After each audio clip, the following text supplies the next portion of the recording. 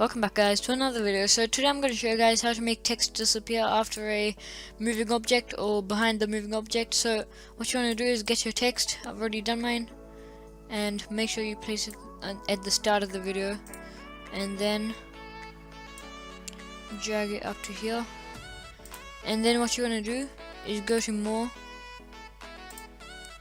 press event pan crop, press mask, make sure it's checked, and select the text with the rectangle thing. Just select it right there, and now you want to like move it wherever the object goes. So you need to go a frame forward and then move it according to the frames. This just like makes a really good outro or an intro, depending on how you do it and what it looks like.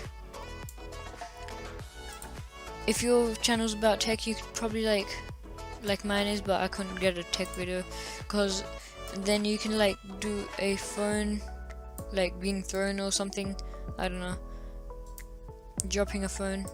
And so you want to keep repeating this until the whole text is gone.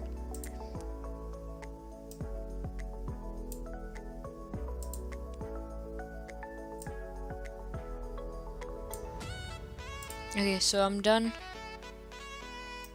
now, and if I close this, it should look pretty good. Oh no, I cut the text. Doesn't matter.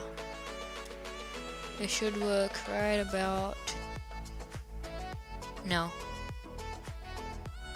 As you can see, the text disappeared when the truck left, and that's how to do it. So hope you guys liked the video. Don't forget to like and subscribe, and yeah, have a good day. Bye.